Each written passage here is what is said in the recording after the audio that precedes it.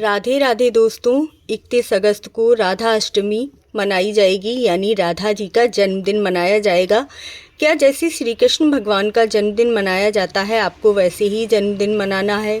अपने घर में लड्डू गोपाल हैं, राधा रानी नहीं है, तो किस प्रकार पूजा अर्चना करनी है? राधा रानी को किस तरह से सुसज्जित करना है? व्रत कब तक रहना है? और व्रत में कौन कौन सा भोग लगाना है? बहुत सारे प्रश्न हैं और सभी प्रश्न के उत्तर आपको इस वीडियो में मिलेंगे। तो चैनल को सब्सक्राइब ज़रूर कर लीजिएगा, वीडियो को लाइक और कमेंट ज़रूर कीजिएगा। राधा रानी हमारी बहुत ही दयालु हैं, वह हमारी बहुत थोड़ी सी पूजा से प्रसन्न हो जाती हैं। राधे राधे दोस्तों, ये है अरबी, जिसकी सब्जी हमारी राधे रानी को सबसे ज्यादा पसंद है। 2 तरह से बनाई। घुइया की सब्जी के साथ ही और कौन कौन से भोग राधा रानी को लगाएंगे वह भी देखिएगा। तो आइए, सबसे पहले तो राधा रानी के लिए जो भोग बनना है वह तैयार कर लेते हैं। कढ़ाई में तेल डालिएगा, मेथी, हींग और हरी मिर्च डालिएगा, जो राधा रानी को विशेष प्रिय है। उसके बाद आपको उबली हुई घुइया लेनी है, जिसका भोग राधा रानी को सबसे प्रिय है।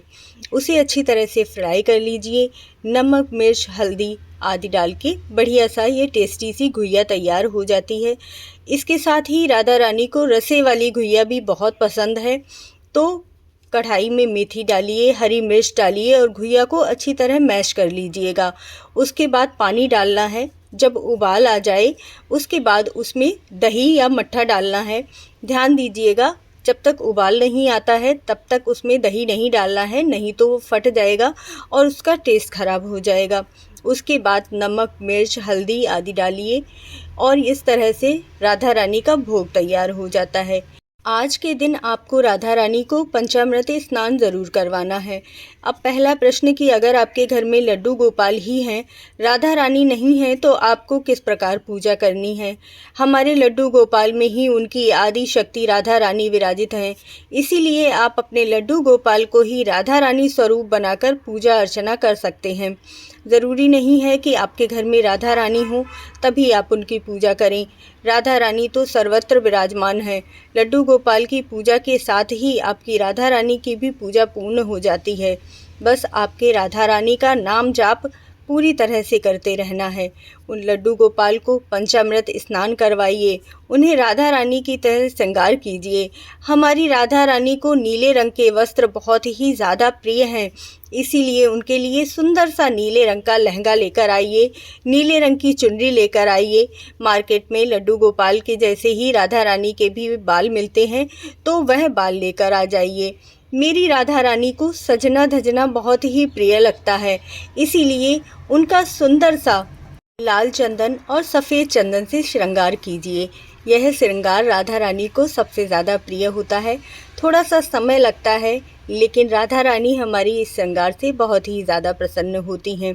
लाल चुनरी उड़ाइए, लाल रंग का जूड़ा लगाइए, उन्हें तरह तरह की माला आदि पहनाइए। अब सबसे पहला प्रश्न आता है कि आपको व्रत कब तक रखना है?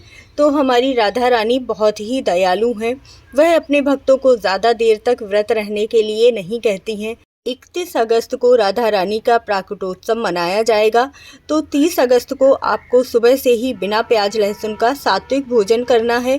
शाम के समय आपको कुछ नहीं खाना है, शाम से पहले ही आपको जो भी भोजन करना है वह कर लेना है। उसके बाद आपका व्रत शुरू हो जाएगा। दोपहर के 12 बजे तक, यानी 31 अगस्त को दोपहर के 12 बजे तक आपको अपनी राधा रानी का जन्मदिन मनाना है। यह विशेष रूप से भोग तैयार करना है, जिसमें घुइया की सब्ज़ी, पूड़ी और खीर बनाना सबसे ज़्यादा ज़रूरी है।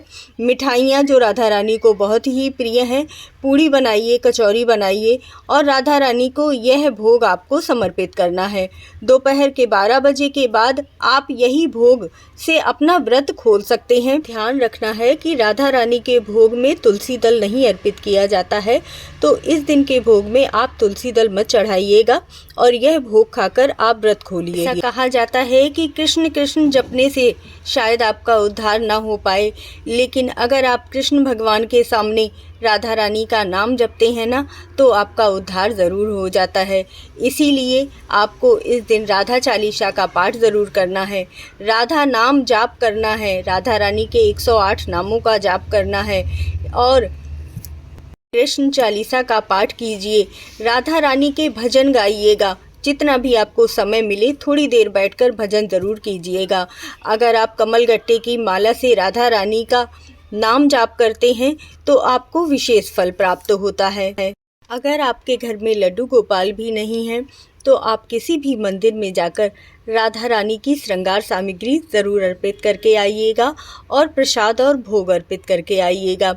इस दिन अगर आप मंदिर जाकर राधा रानी के और श्री कृष्ण भगवान के दर्शन भी कराते हैं ना, तब भी आपको पूजा का पूरा फल प्राप्त हो जाता है। इस दिन बंसी का दान करना सबसे ज़्यादा शुभ माना जाता है, इसीलिए श्री कृष्ण भगवान के लिए एक सुंदर मोर पंख लगी हुई बंसी ज़रूर दान कीजिएगा। जय श्री कृष्णा, जय राधे राधे। वीडियो अच्छी लगी